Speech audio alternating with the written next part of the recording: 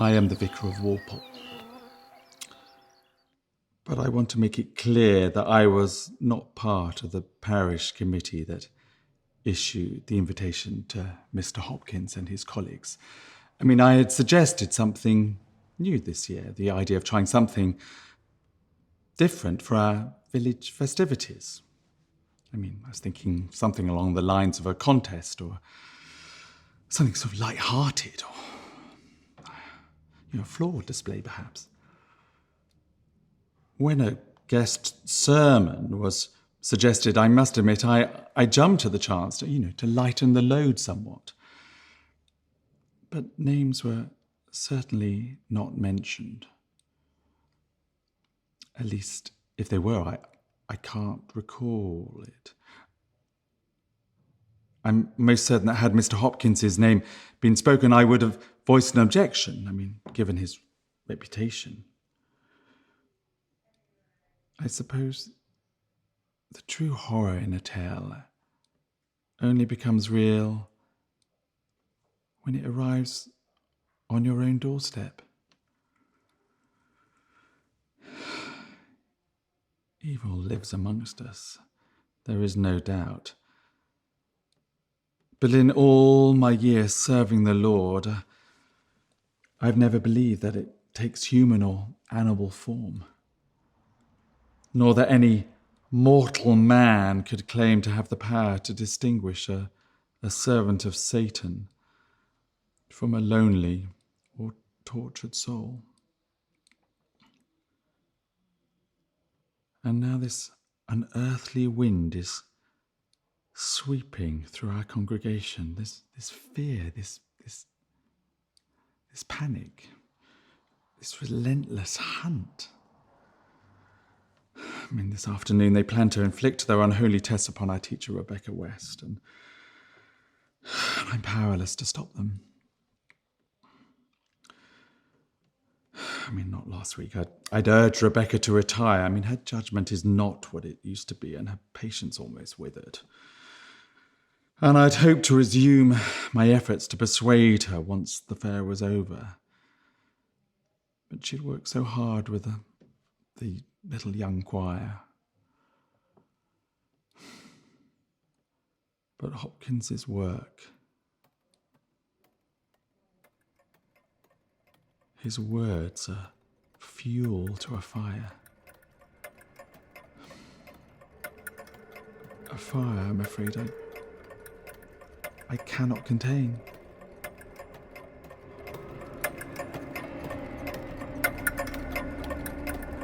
I'm sure you all know me, but for those of you that don't, my name is Susan Miller.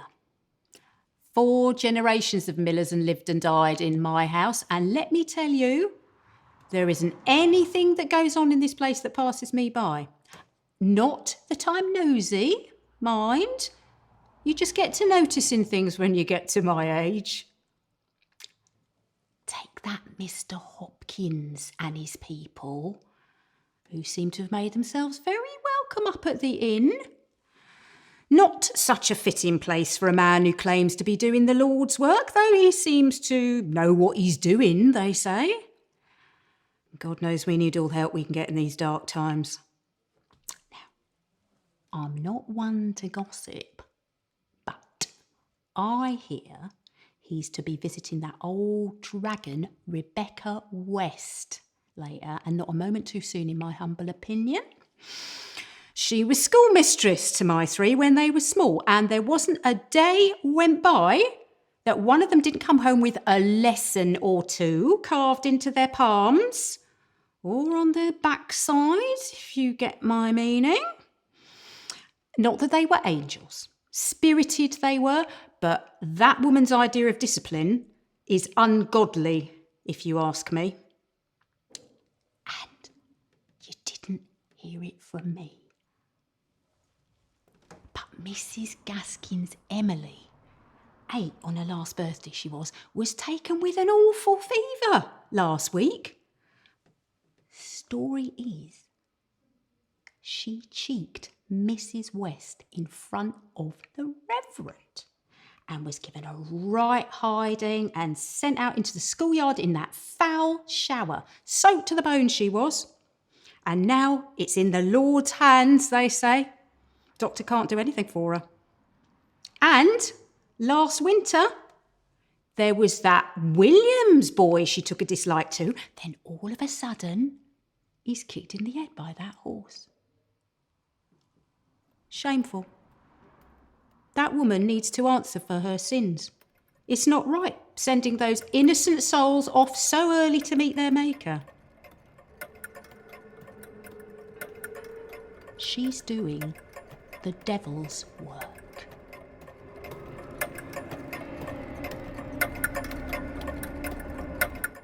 My name is Mrs. West, Rebecca West, the school teacher, as I have been for these past 18 years.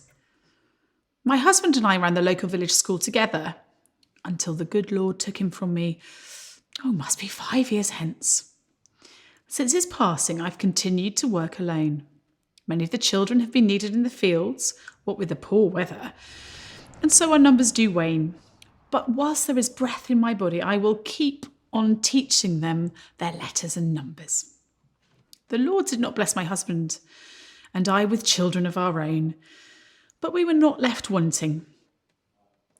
Most children in the village have passed through our schoolroom over the years. Many of the parents themselves have sent children to the school as well.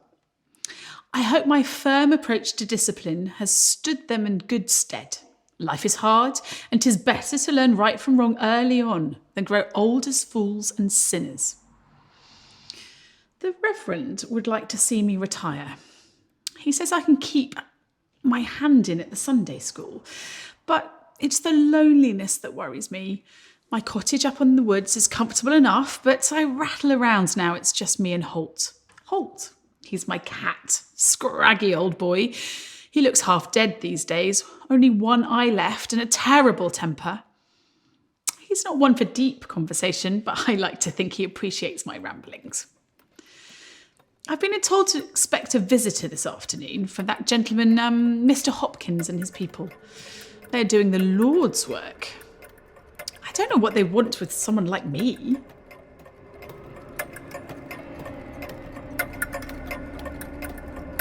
My name is Matthew Hopkins, Witchfinder, General.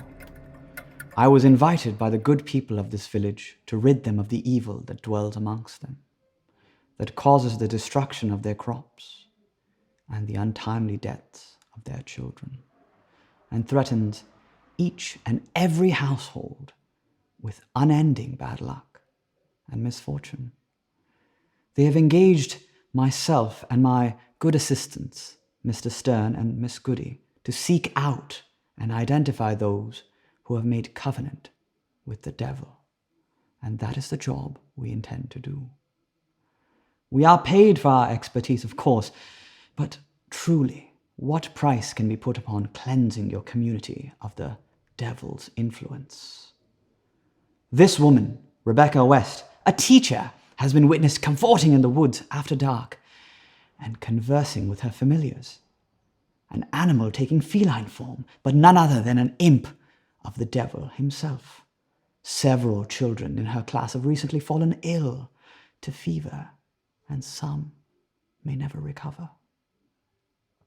There are those of you who have criticized my methods as being abominable or inhumane. Inhumane.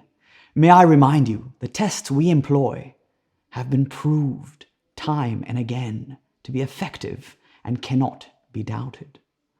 Upon expert application, in the case of Mrs. West this afternoon, she was heard to confess of her dealings with Satan in the most gruesome and explicit detail. How can we doubt the words and confessions of the witch herself, as she does utter them with such obvious truth and conviction?